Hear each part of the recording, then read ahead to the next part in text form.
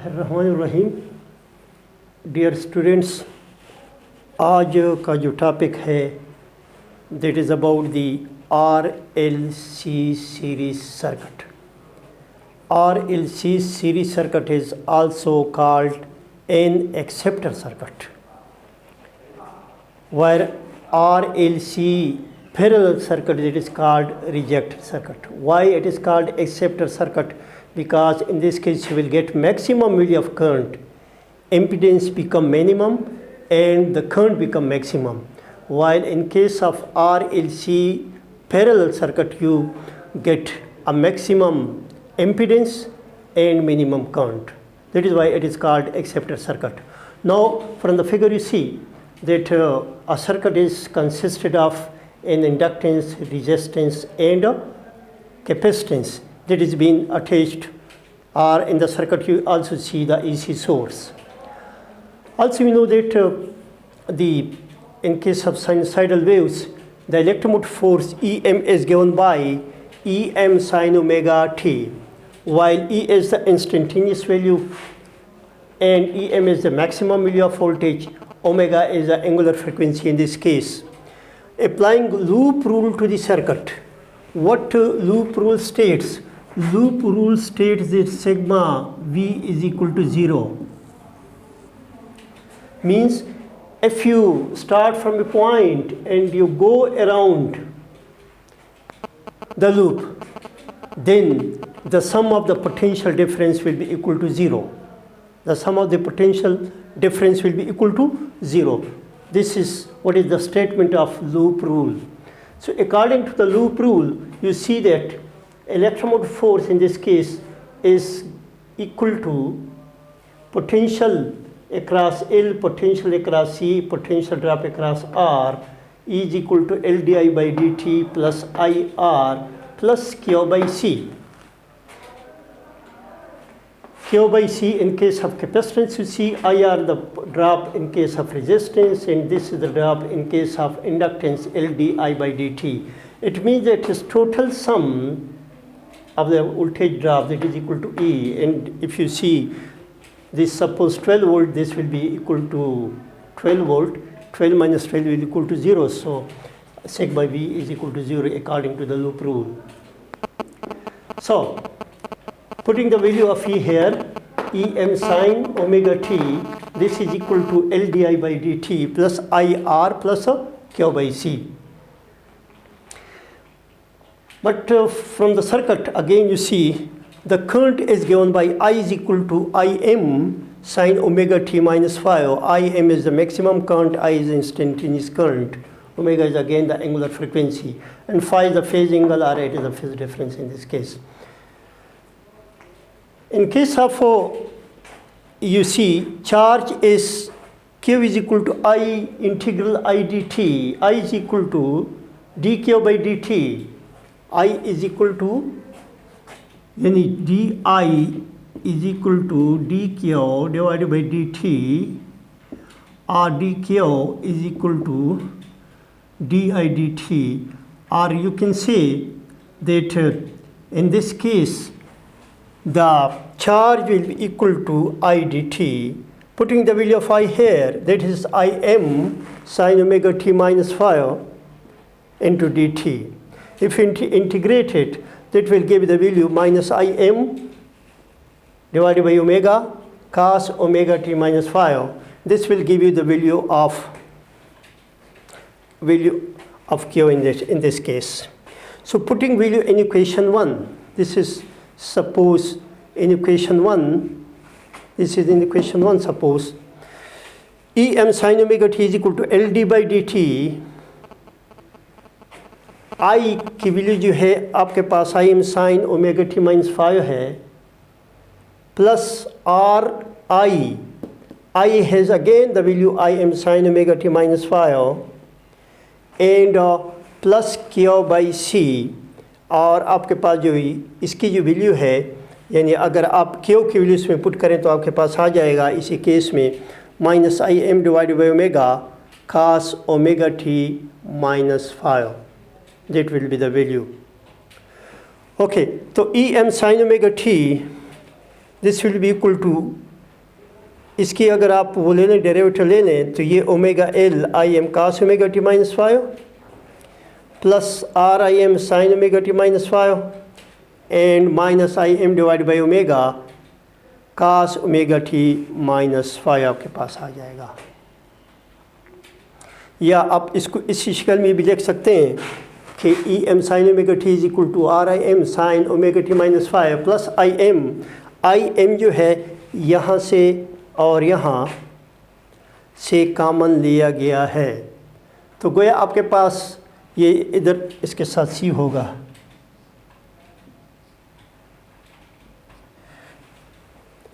तो कॉमन लिया गया है, तो इधर देखें आई एम कॉमन लिया गया, ओमेगा एल माइनस 1 और omega C into cos omega T minus 5। Omega L ये ओमेगा सी ये minus omega C into cos omega T minus 5। और इसको आप ये भी लिख सकते हैं E M sine omega T is equal to I M R sine omega T minus 5 into X L minus X C, यानी ओमेगा एल की जगह आपके पास एक्स एल आ जाएगा।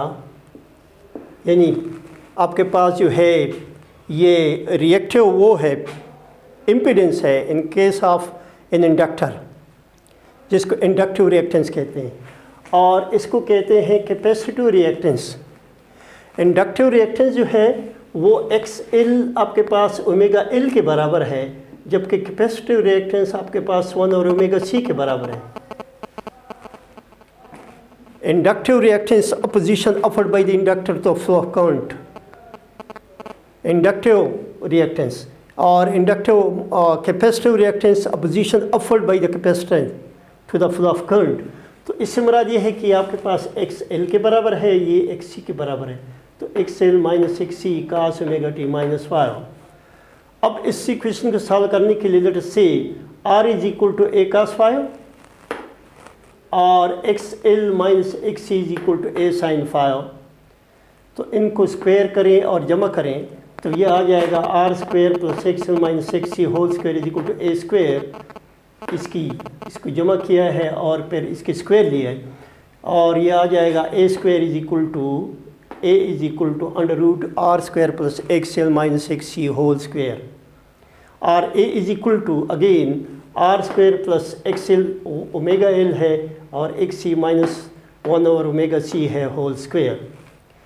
अब इन दो इक्वेशन को यानी R is equal to A cos 5 और X L minus 6 is equal to A sine 5, इन दोनों को डिवाइड करें तो A sine 5 divide by A cos 5, A sine 5 divide by A cos 5 is equal to X L minus 6 divide by R, A cancel हो जाएगा, this is tangent 5, so tangent 5 will equal to X L जो कि omega L के बराबर है और x सी जो कि 1 और ओमेगा सी के बराबर है डिवाइड बाई आर।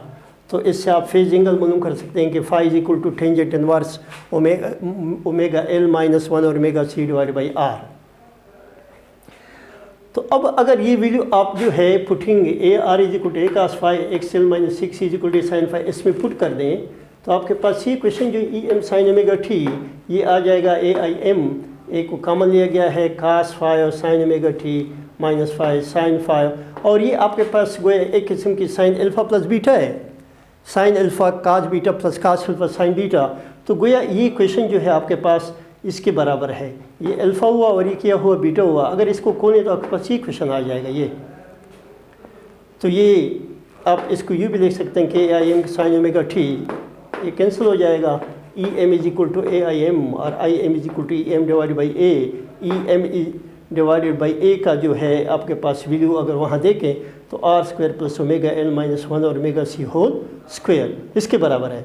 तो ये कोई आपके पास इम्पीडेंस है, क्या है इम्पीडेंस है, देखिए इसमें आर है, इसमें ओमेगा एल है और इसमें ओमेगा सी है, कैपेसिटिव रिएक्टेंस भी है और इंडक्टिव रिएक्टेंस भी है और रेजिस्टेंस भी है। तो गोया जेड से इसको रिप्रेजेंट किया जाता है, Z is equal to R square plus omega L minus omega C 1 और ओमेगा सी होल स्क्वायर, ये इम्पीडेंस है। और इन टर्म ऑफ करंट आप इसको किस तरह लिखेंगे, I M will be equal to E M divide by Z, I M is equal to E M divide by Z. अब ये आपके पास इम्पीडेंस है, तो आपके पास इम्पीडेंस जो है मिनिमम कब होगा, यानी इससे एक्सेप्टर सर्किट जो है कब बनेगा, जब आपके पास ये ओमेगा एल जो है ओमेगा सी के बराबर हो। ओमेगा एल किसके बराबर हो, ओमेगा सी। जब ओमेगा एल ओमेगा सी के बराबर हो जाए तो ये टर्म ज़ीरो हो जाएगा और आपके पास ये यानी X L is equal to X C के बराबर हो। X L is equal to X C के बराबर हो तो ये टर्म जो है ये ज़ीरो हो जाएगा, आपके पास सिर्फ आर रह जाएगा। और आप देखेंगे कि इस केस में आपके पास वो जो है इम्पीडेंस कम हो जाएगा और करंट जो है वो क्या हो जाएगा, मैक्सिमम हो जाएगा। करंट क्या हो जाएगा, मैक्सिमम। यानी आपके पास सीरीज सर्किट में करंट जो है ये कब मैक्सिमम होता है, जब एक्स एल किस चीज़ के बराबर हो, एक्स सी के बराबर हो। X L is equal to X C के बराबर हो, यानी रेजोनेंस अकर हो। और फिर आप देखेंगे कि आपके पास वैल्यू जो है एक्स एल वो अगर एक्स सी के बराबर आ जाए तो देखें, अगर आपके पास इस केस में यानी when x L is equal to xc, this implies it omega L minus 1 over omega c, this will be equal to 0। और आप इसको ये लिख सकते हैं इसी केस में, this implies it omega square is equal to 1 over LC, और this implies it omega is equal to 1 over LC under root. तो आपके पास जो फ्रीक्वेंसी है रेजोनेंट फ्रीक्वेंसी एफ नॉट वो आपके पास आ जाएगा 1 over 2 पाई LC अंडर रूट। यानी ये वो फ्रीक्वेंसी है जो कि आपके पास कौन सा कंडीशन है, रेजोनेंस कंडीशन है। यानी जब फ्रीक्वेंसी जो है वो क्या हो जाए, बराबर हो जाए। यानी एक्स एल आपके पास 2 पाई एफ एल है, एक्स सी आपके पास 1 over 2 पाई एफ सी है। जब ये दोनों बराबर हों, X L is equal to X C, तो 2 पाई एफ एल ये आ जाएगा 1 over 2 पाई एफ सी, और 4 pi square F square L C this equal to 1, और F square is equal to 1 divided by 4 pi square L C, और F will be equal to 1 divided by 2 pi L C under the root. इस तरीके से ये resonance frequency है। जब resonance frequency आकर होगा तो आपके पास जो इम्पीडेंस है एक्स एल, ये एक्स एल है, ये एक्स सी है, जब ये दोनों बराबर तो ज़ीरो हो जाएंगे तो आपके पास सिर्फ आर रह जाएगा। यानी इम्पीडेंस कम होगा और करंट आपके पास क्या होगा, मैक्सिमम होगा। तो अब इसी को अगर आप ग्राफ की शक्ल में देखना चाहें तो ये आपके पास सपोज फ्रीक्वेंसी है, आपके पास ये करंट है, तो आपके पास ये वैल्यू देखें और ये देखें जी, इसके लिए देखें लार्ज आर है तो लो क्या होगा, क्वालिटी फैक्टर इसका लो होगा। और ये आपके पास स्मॉल आर है और ये आपके पास इसकी जो क्वालिटी है क्या होगी, हाई होगी, हाई क्वालिटी। तो मुराद क्या हुआ, अब मुराद ये होगा कि अगर आपके पास इम्पीडेंस वो है कम है तो आपके पास करंट जो है इसकी वैल्यू मैक्सिमम होगी। ठीक है, अगर आपके पास लार्ज आ रहा है तो इम्पीडेंस ज़्यादा होगा, तो करंट की वैल्यू आपके पास देखें क्या होगी, कम होगी। तो इसलिए ये आपके पास ये एफ नॉट है। और क्वालिटी फैक्टर जो है क्या is equal to I L omega divided by I R is equal to L omega divided by R. यानी ये रेशो है, क्वालिटी फैक्टर जो है ये आपके पास रेशो है potential drop across L or capacitance to the potential drop across resistance। यानी Q अगर आप देखें तो Q R को इन्वर्सली प्रोपोर्शनल है। जब R ज़्यादा होगा तो क्वालिटी जो है उसकी क्या होगी, कम होगी। अगर R कम होगा तो क्यों होगा, ज़्यादा होगा। तो क्वालिटी फैक्टर क्या है, ये रेशो है potential drop across inductance or capacitance to the potential drop across resistance or voltage. Thank you.